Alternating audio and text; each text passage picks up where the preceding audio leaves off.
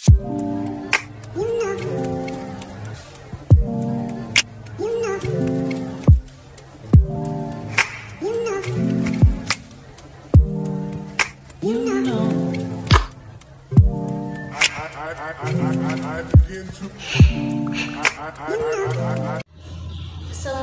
warahmatullahi wabarakatuh. Selamat pagi anak-anak. Bagaimana kabarnya hari ini? Semoga sehat selalu ya dan dalam lindungan Allah Subhanahu wa taala. Sebelum memulai pembelajaran, alangkah lebih baiknya kita membaca doa terlebih dahulu. Baca doa dalam hati mulai. Selesai. Untuk yang tidak hadir boleh mengacungkan tangannya. Wah, nggak ada yang mau ngacung nih, beneran. Berarti alhamdulillah ya hadir semua. Kalian tahu nggak sih tentang penyakit AIDS? Pastinya kalian pernah lah mendengar sedikit-sedikit. Nah, kira-kira apa coba penyebab utama dari penyakit AIDS ini? Untuk jawabannya kalian simpan terlebih dahulu. Ibu akan memaparkan terlebih dahulu tujuan pembelajaran pada pertemuan ini, yaitu peserta didik mampu menganalisis cara reproduksi virus. Kemudian peserta didik mampu menyimpulkan peranan virus dalam kehidupan sehari-hari. Sebelum Ibu bagi kelompok, Ibu akan menayangkan terlebih dahulu video tentang reproduksi virus. Virus, seperti yang kita kenal, merupakan makhluk aseluler yang membutuhkan sel inang untuk bereplikasi atau berkembang biak. Setidaknya terdapat dua mekanisme replikasi virus yang telah diketahui, yaitu siklus litik dan lisogenik. Siklus litik dimulai dari tahapan penempelan virus pada sel inang, atau disebut adsorpsi, kemudian dilanjut penetrasi, replikasi, perakitan, dan diakhiri lisis atau pecahnya sel inang. Sedangkan siklus lisogenik ditandai dengan terjadinya integrasi antara genom virus dengan genom sel inang, tanpa disertai lisisnya sel inang. Untuk lebih lengkapnya, mari kita simak video berikut ini.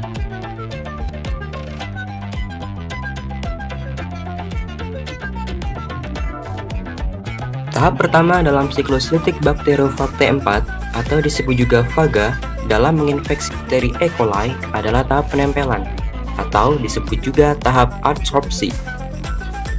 Serabut ekor yang berada pada ujung ekor faga menempel pada reseptor spesifik di permukaan dinding sel bakteri.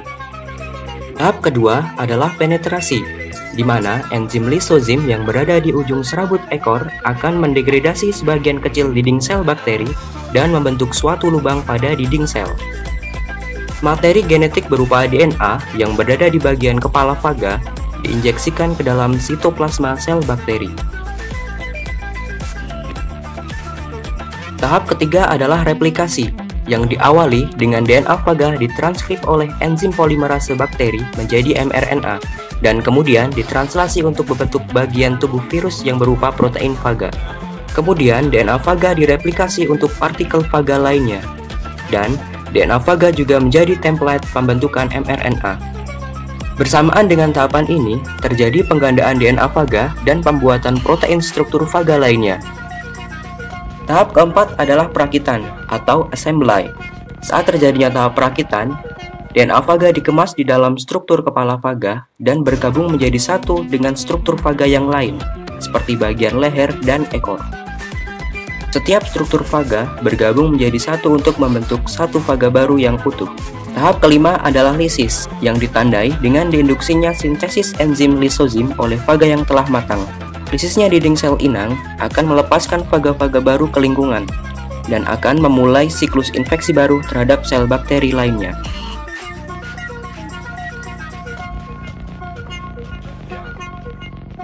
Sedangkan pada siklus lisogenik, DNA faga yang telah diinjeksikan ke dalam sitoplasma bakteri tidak ditranskripsi atau ditranslasi.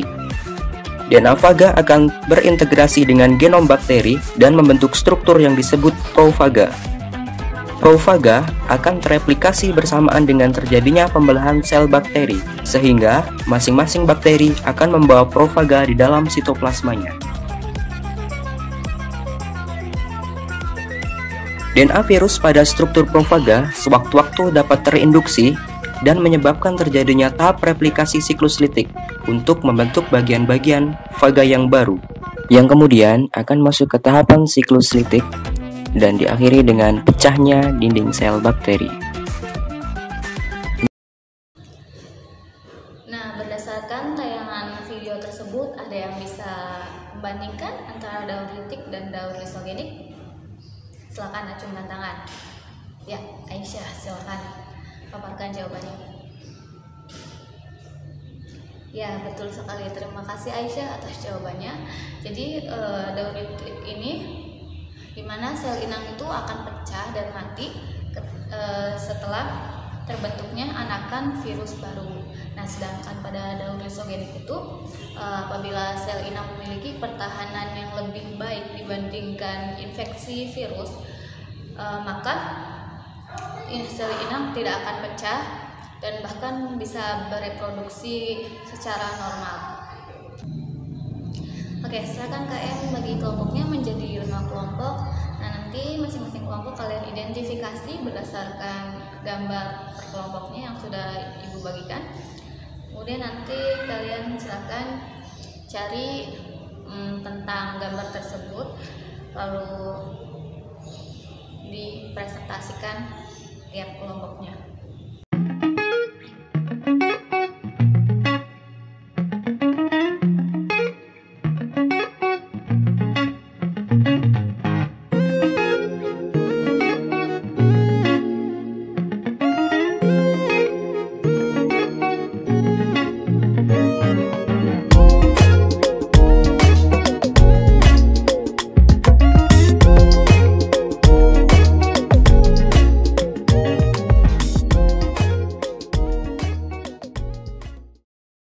Saya Azwa, di sini saya perwakilan dari kelompok 1 akan mempresentasikan tentang penyakit AIDS.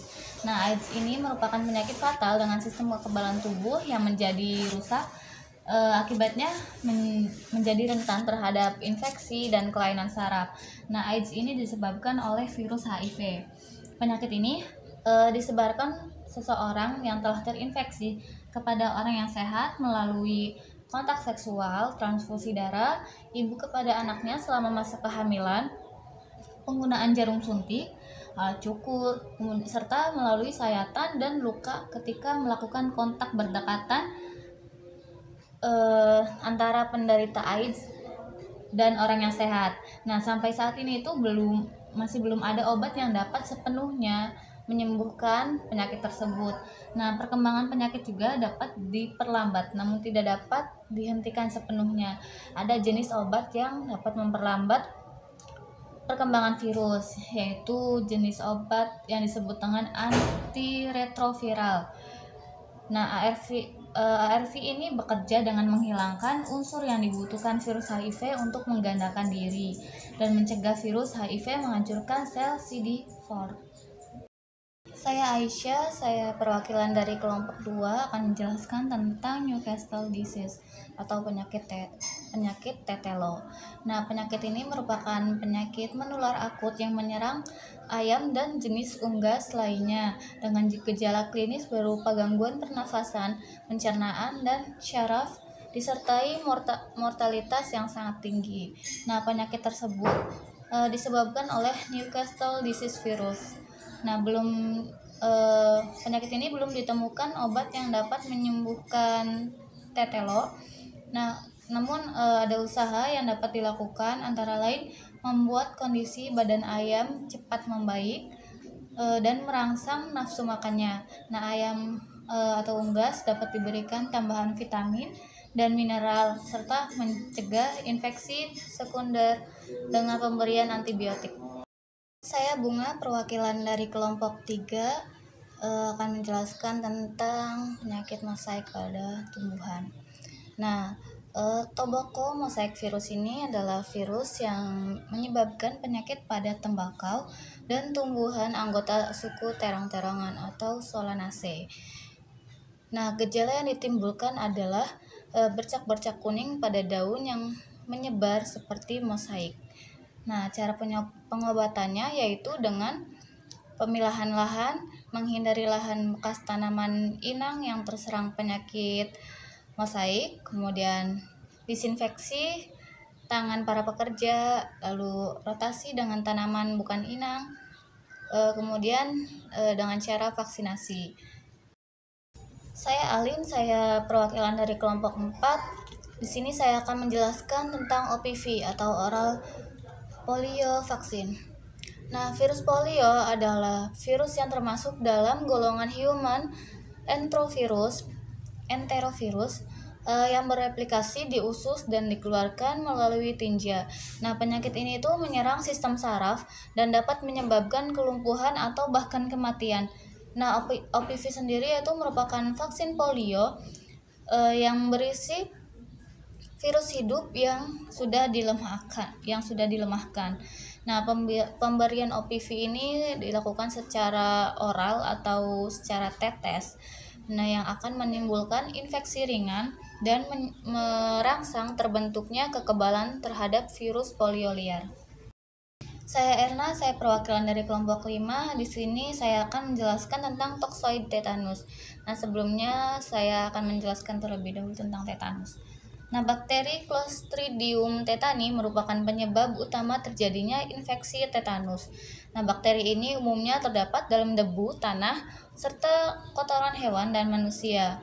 Nah, bakteri tersebut seringkali masuk ke dalam tubuh melalui luka terbuka akibat cedera atau luka bakar.